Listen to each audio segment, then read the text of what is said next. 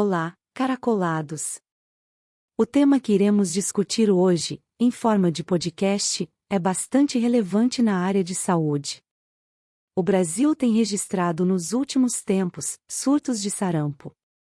Algo que não ocorria há muitas décadas. Então, esperamos que ouçam esse podcast sobre o sarampo e possam compartilhá-lo com mais pessoas interessadas a respeito do tema. Para aprendermos mais sobre o sarampo, precisamos fixar em nossa mente que o sarampo é uma doença exantemática febril aguda. Portanto, esta enfermidade irá cursar com febre e erupções cutâneas, além de outros sintomas que discutiremos mais adiante neste podcast. Assim, para começarmos, iremos tratar sobre a etiologia da doença.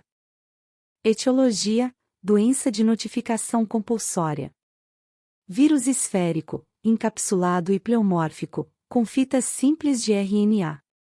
Pertencente aos Paramyxoviridae, gênero Morbillivirus, altamente contagioso e transmitido via rota respiratória. Possui 6 proteínas estruturais, agem como fatores de virulência, sendo as mais relevantes a hemaglutinina, liga o vírus aos receptores da célula do hospedeiro, permitindo o atracamento, e proteína de fusão, que permite a fusão do envelope viral com a membrana plasmática do hospedeiro, viabilizando a entrada do RNA viral no citoplasma. Possui outras 2 proteínas não estruturais, mas também necessárias à viremia, proteína V e proteína C.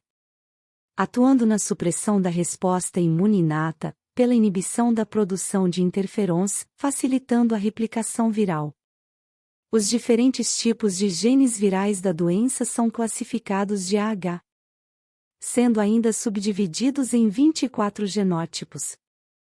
Patofisiologia: viremia primária. A partir do vírus inalado, a infecção de células dendríticas, linfócitos e macrófagos do trato respiratório. Então, proteínas estruturais da superfície da cápsula viral, por exemplo, a hemaglutinina, ligam-se a receptores cofatores, CD46, da membrana celular do hospedeiro, sinalizando moléculas de ativação linfocíticas, CD150 e nectina 4. Ocorrendo paralelamente à ação de proteínas de fusão viral que fundem a cápsula do vírus à membrana plasmática, permitindo a liberação do RNA viral, dentro do citoplasma. Levando à formação de células gigantes multinucleadas, onde acontece a replicação viral nas células epiteliais do trato respiratório infectado, seguida da disseminação dos vírus replicados aos tecidos e órgãos linfáticos, GALT e linfonodos, pelos quais os vírus passam à corrente sanguínea. Viremia secundária. A circulação sanguínea do vírus causa uma infecção em múltiplos órgãos e também tecidos de células endoteliais, epiteliais, linfócitos e ou macrófagos do organismo, a exemplo da pele, linfonodos, traqueia, nariz, trato gastrointestinal, fígado, rins e bexiga. Consequentemente, os linfócitos e células dendríticas infectados transferem os vírus para outras células epiteliais saudáveis do trato respiratório, levando a um dano ao epitélio celular respiratório, o que permite a carga viral ser despejada por meio das vias aéreas, a partir de tosses e ou espirros pela pessoa doente, dando início à transmissão do vírus para outras pessoas próximas. Manifestações clínicas. O sarampo é caracterizado por uma tríade clássica: conjuntivite, coriza e tosse. Estes 3 sinais e sintomas costumam vir associados a uma febre alta, maior que 38 graus Celsius, e também de um mal-estar na pessoa infectada. Ressalvando-se que, mesmo se tratando de uma doença viral e, portanto, autolimitada, a tosse pode persistir por semanas. E outros sinais e sintomas podem se manifestar, apesar de pouco comuns, a exemplo de dores de garganta, dores abdominais, linfadenopatia cervical e, menos comumente, esplenomegalia. De qualquer sorte, existe um sinal patognomônico da doença, qual seja, as manchas de Koplik. Trata-se de pápulas branco-azuladas, semelhantes a pontos brancos na mucosa da boca, semelhantes a grãos de areia, com pelo menos 1 a 3 milímetros de tamanho. Estes pontos aparecem rodeados por uma base eritematosa. Costumam aparecer em posição oposta aos dentes molares da boca, isto é, na parte da mucosa por dentro da bochecha na altura dos dentes molares. Portanto, sendo muito importante a uroscopia no exame físico de pacientes suspeitos. Cerca de 60 a 70% dos pacientes podem apresentar a mancha de Koplik, patognomônica da doença, num período de tempo entre 12 a 72 horas. Porém, esse sinal patognomônico somente costuma aparecer entre 1 a 2 dias antes da erupção cutânea do sarampo ou raiz cutâneo, o qual é outro sinal da clínica do paciente. O raiz cutâneo mobiliforme de aspecto maculopapular, eritematoso e não plurítico. A doença possui 4 fases. A primeira fase é a incubação. O paciente infectado leva entre 7 a 21 dias até que manifeste sinais e sintomas, após ser infectado por outra pessoa. A segunda fase é a prodrômica, com duração de 2 a 4 dias. Nesta fase, ocorre o período de maior infectividade do doente, mas também é nela que se manifestam os demais sinais e sintomas. Assim, também nesta segunda fase prodrômica, pode haver o aumento da febre, associado a uma anorexia e ou mal-estar pronunciado do paciente. Inclusive, com a manifestação da famosa tríade clássica de sinais e sintomas da doença, a saber, a tosse, coriza e a conjuntivite. Outros sintomas como fotofobia, edema periorbital e mialgias, também podem surgir com a infecção do sarampo associada com o vírus influenza. Ainda dentro das 4 fases do sarampo, vamos agora falar sobre a terceira fase. Esta fase é chamada de fase exantemática. Nela, o paciente evolui com um exantema e ou erupção cutânea maculopapular, eritematosa e sem prurido. Caracterizado por um exantema morbiliforme que aparece entre 3 a 4 dias, após o início da febre alta. Em geral, estas lesões maculopapulares eritematosas, que classicamente se iniciam na face do paciente, margeando a linha do cabelo, as laterais do pescoço e por detrás das orelhas, poupando o couro cabeludo. As palmas das mãos e as plantas dos pés são raramente acometidas. Porém, apresenta maior confluência quando alcança os troncos, ombros e as extremidades, pois segue um padrão crânio-caudal de aparecimento e evolução. O exantema somente desaparece entre 5 a 10 dias, no mesmo padrão crânio-caudal. No lugar das lesões, começa a haver uma descoloração da pele, passando a cor amarronzada, seguida de uma descamação da pele, principalmente em pacientes pouco mais desnutridos. E, como dito antes neste vídeo, apesar de se tratar de uma doença viral autolimitada, caso a febre subsista após o desaparecimento do exantema, podemos estar diante de um quadro de complicação da doença, devido à associação com outros vírus e ou bactérias que se aproveitaram da diminuição da resposta imune do paciente. Pois bem, a quarta e última fase é a fase de recuperação do paciente.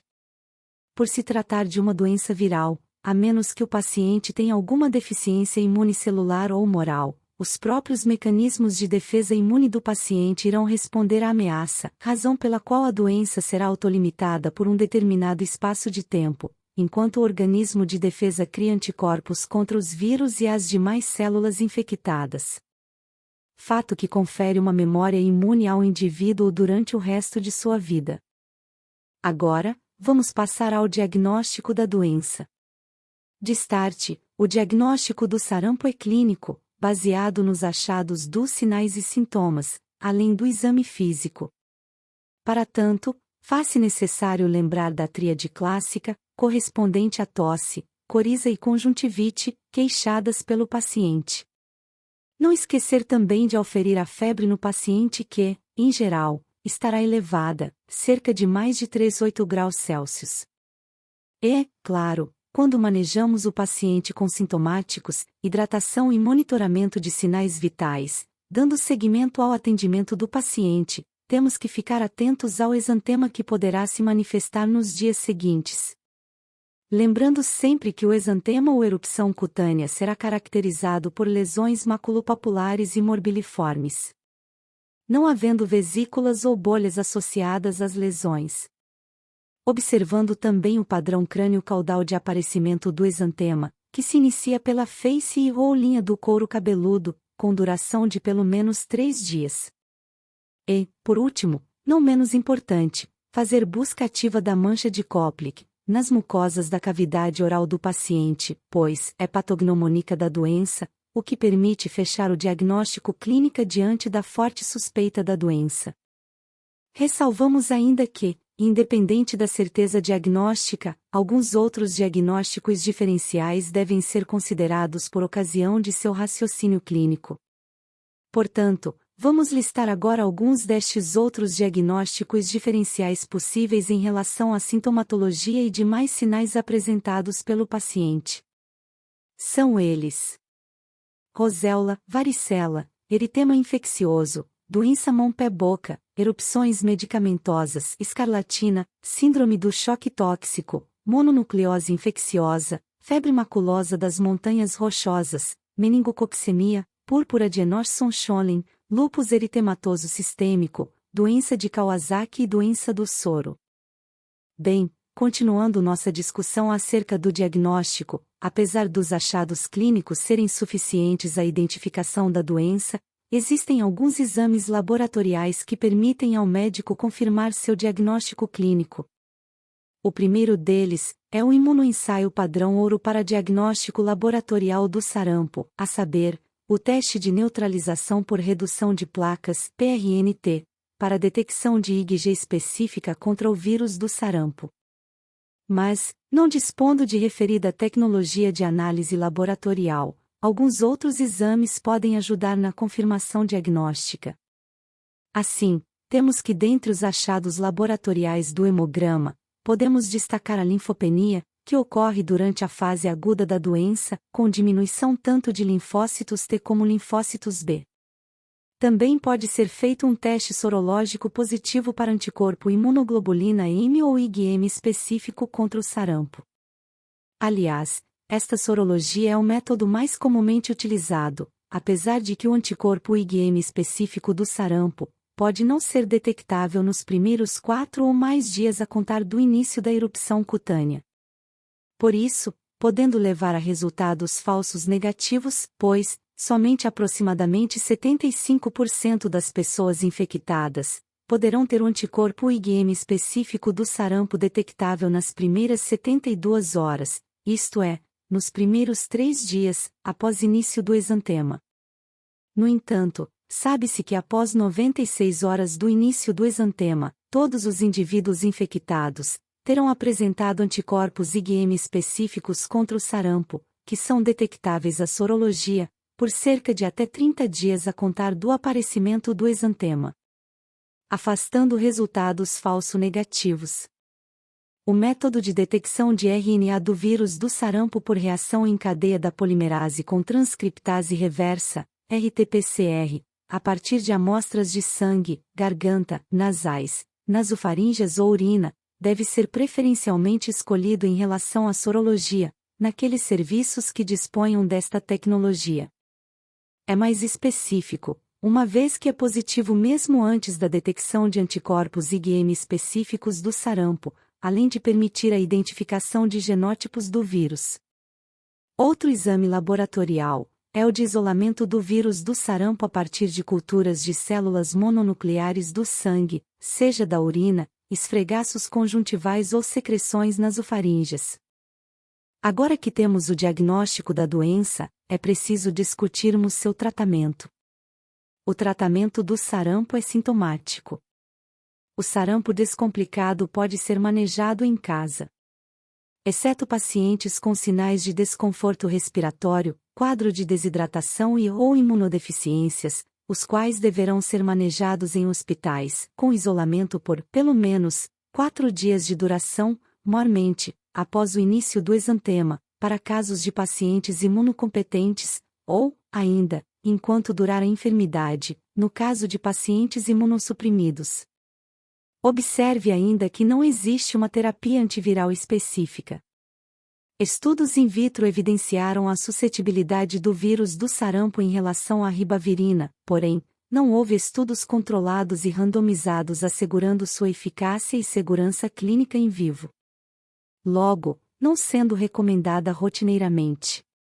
Dessa forma, quanto a medicações sintomáticas e outras de reposição e/ou hidratação, segue-se o manejo da doença com antipiréticos e hidratação do paciente. Porém, deve-se atentar para a necessidade da suplementação de vitamina A. Referida suplementação com vitamina A está associada à redução significativa da mortalidade e morbidade em crianças. Assim, doses entre 50.000 UI até 200.000 UI, por 2 dias, conforme a idade e critérios médicos, devem ser acrescentadas ao tratamento de crianças infectadas. Mas, em se tratando de crianças que já tenham uma deficiência de vitamina A, deve-se administrar 1/3 da dose por mais tempo, entre 2 a 4 semanas. Com relação à possível antibioticoterapia, não há impedimento, desde que haja indicação clínica para seu uso, como casos de infecção bacteriana secundária associadas ao sarampo. Além da farmacoterapia, é muito importante a observação das medidas de isolamento e/ou controle da infecção. Uso de máscaras N95.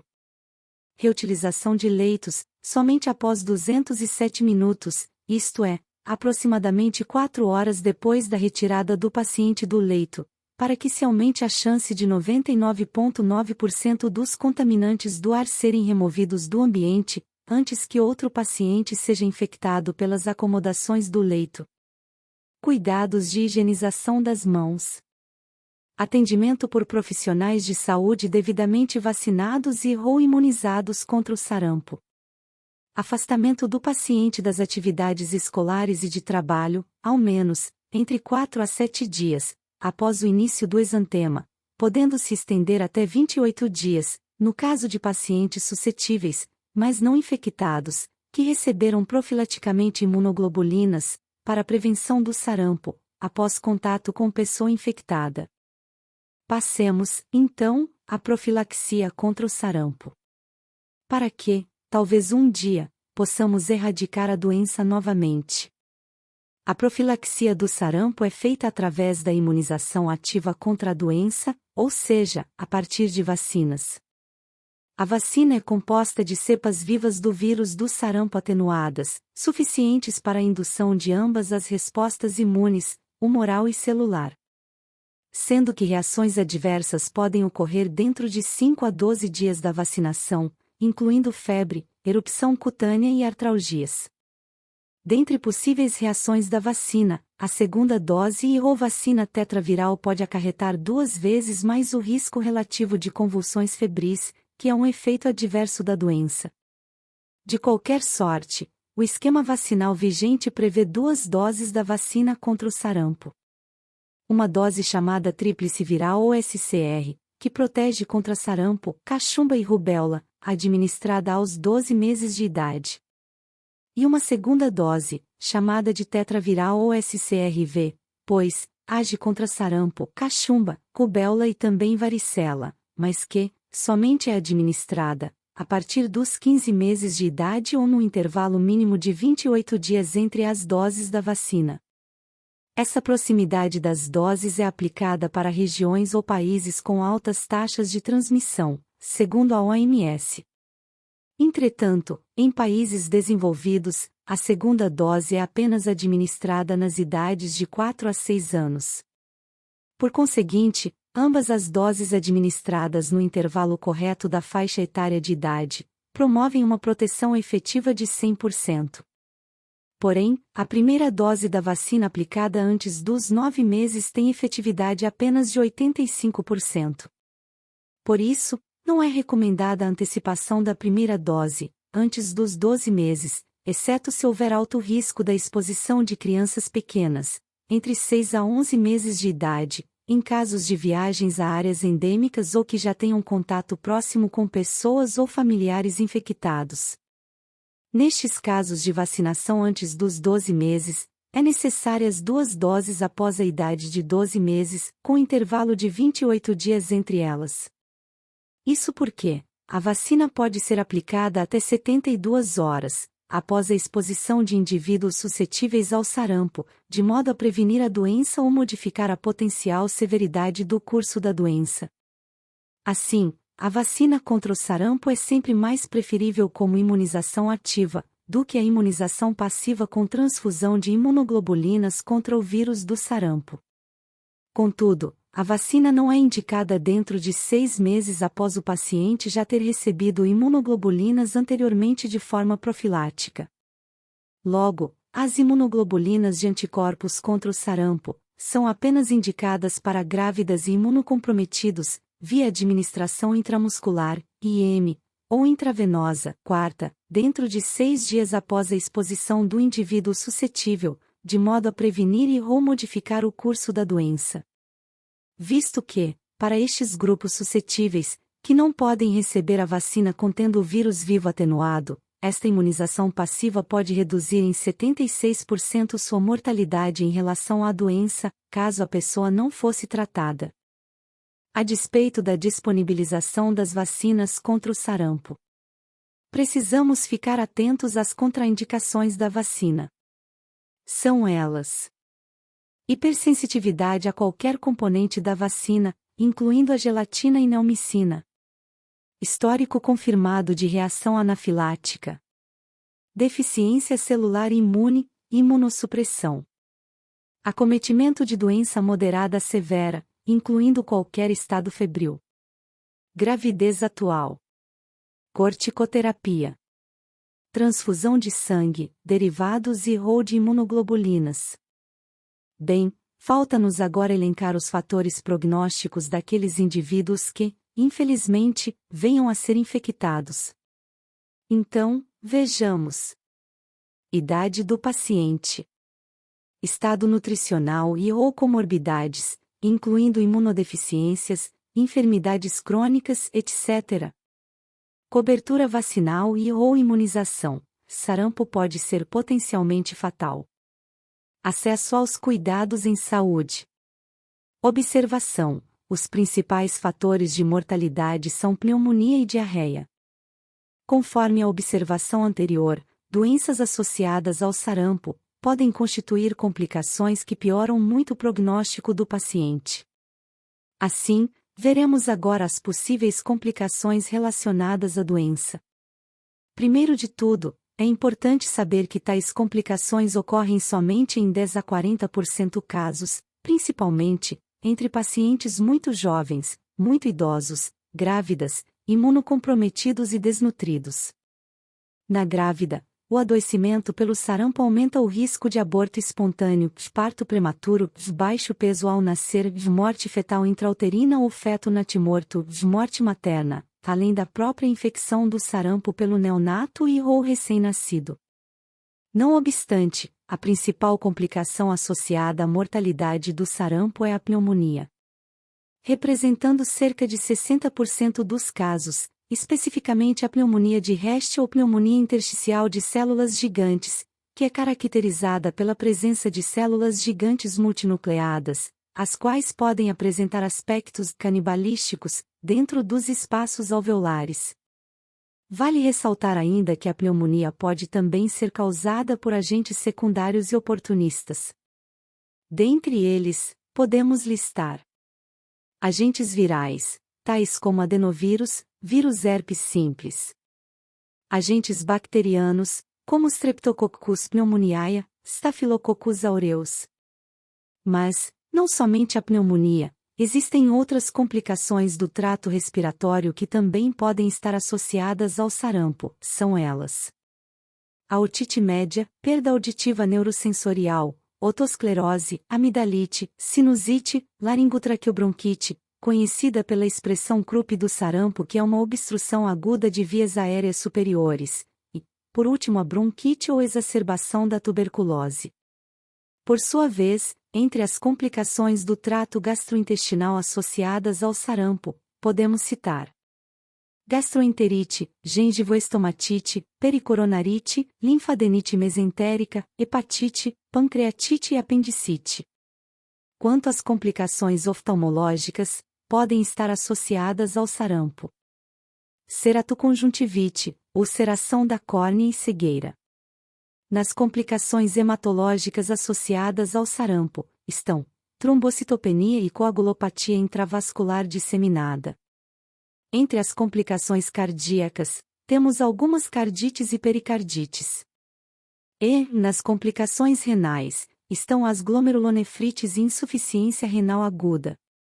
Agora, com relação às complicações neurológicas, estas podem incluir desde convulsões febris até encefalite primária por sarampo, encefalomielite disseminada aguda, ADEM, encefalomielite pós-infecciosa aguda, a qual é uma doença desmielinizante autoimune, podendo ocorrer após 2 semanas do exantema, encefalite por corpos de inclusão por sarampo, MIB, que se manifesta meses após fase de recuperação, e panencefalite esclerosante subaguda, SSPE, que é uma doença fatal do sistema nervoso central.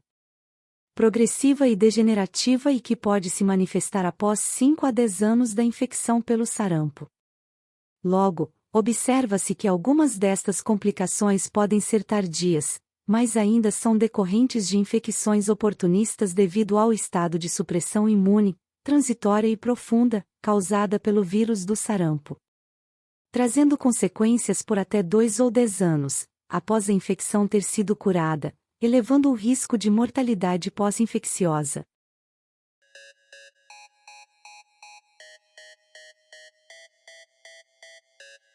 Chegamos, então, ao final deste podcast. Estamos ansiosos por seu feedback, para que possamos elaborar mais conteúdos como estes. Esperamos que tenham gostado bastante, para que sejamos merecedores do seu like e inscrição no canal. Desde já, agradecemos por sua companhia em nos ouvir e se interessar por assuntos relativos a áreas da saúde. Por isso, não deixe de registrar em nossos comentários eventuais sugestões de assuntos ou quaisquer outras manifestações críticas acerca do conteúdo. Um abraço a todos! E, se puder, ajude com o canal, conforme deixamos descrito abaixo no vídeo. Até a próxima, caracolados!